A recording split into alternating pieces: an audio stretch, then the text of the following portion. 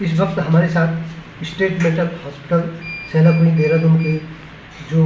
मनोचिकित्सक डॉक्टर रोहित गोदवाल है, वो आपदा प्रभावित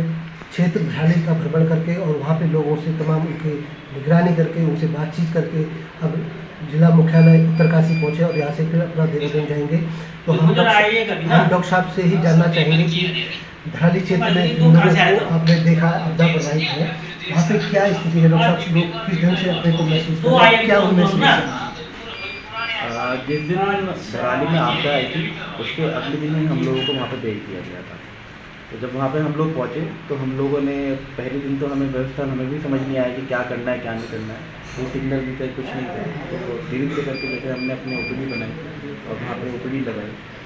तो वहाँ पे लगाने के बाद हमारे पास धीरे धीरे मरीज आने शुरू हुए। जब लोगों को पता चलने लगा कि वहाँ पर डॉक्टर की टीम आई है, तो वहाँ पर डॉक्टर की टीम आ गई। तो ऐसे कोई भी इंसान ये नहीं बताना चाहेगा कि मुझे डिप्रेशन है या मुझे कोई दिक्कत हो रही है। तो जो हमारे पास रेगुलरली पेशेंट आ रहे थे खांसी जुकाम के, फिर हमने उन्हीं से बातें करनी शुरू करी, उन्हीं से जानना शुरू करा कि आपका मन कैसा रहता है,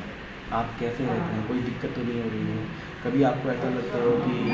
आपको नींद नहीं आ रही है, आपको घबराहट हो रही है, बेचैनी हो रही है। उसमें हमने रोज़ाना 10 से 15 मरीज पाए हैं जिन लोगों ने हमें ये बताया कि उनको बिना बात के रोना आ जाता है, कभी भी इतना इमोशनल हो जाते हैं जब उनसे बात करते हैं।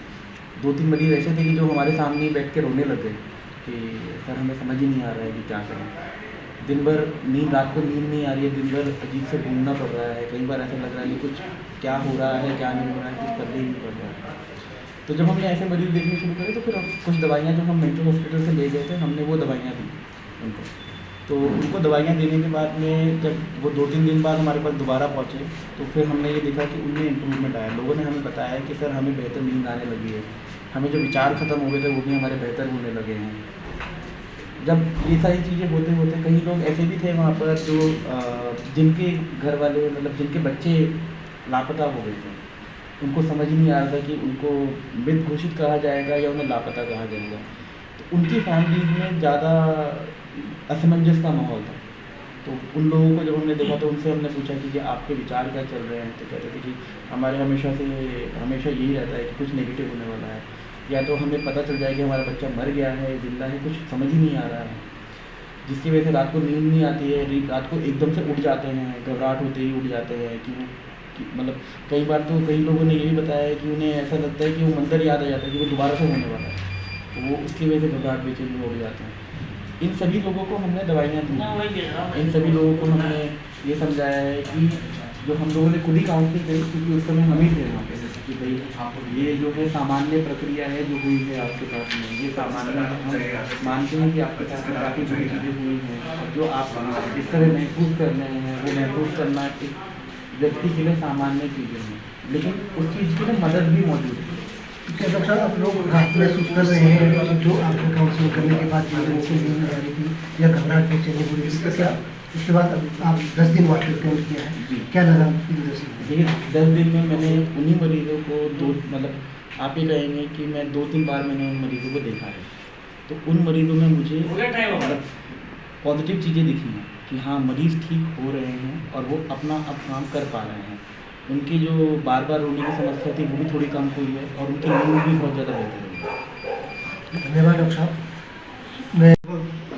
10 दिन वहाँ रह करके कैंप करके लोगों की काउंसलिंग की और आगे भविष्य में किस तरीके से उन लोगों को और बेहतर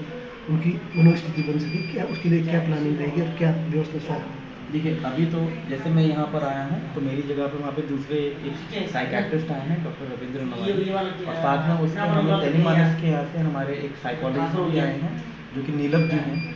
वो दोनों वहाँ पे अब लोगों की जो बचे हुए लोग हैं और जो लोग जिनको हमने थेरेपी नहीं दी है या कुछ बच गए हैं उनको वो थेरेपी और दवाइयाँ दी। आगे आने वाले समय में हमें ये देखना बहुत ज़रूरी है कि जिन लोगों ने वो चीज़ें वो मंजर देखे हैं उनके बर्ताव में क्या कोई बदलाव आया है, ये उनके घर वालों को बेहतर तरीके से देखना है कि क्या उनके बर्ताव में बदलाव आया है, उनके बर्ताव में बदलाव कैसा रहेगा कि वह लोग आप अपने परिवार से दूर होने लगेंगे,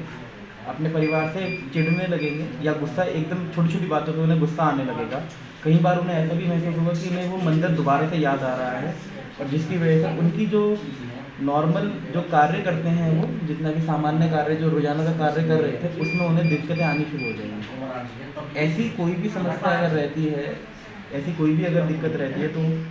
साइकेट्रिस्ट उत्तरकाशी में भी उपलब्ध हैं। साइकेट्रिस्ट हमारे mental hospital, state mental hospital जो सेलाकुई में, वहाँ पर भी उपलब्ध है।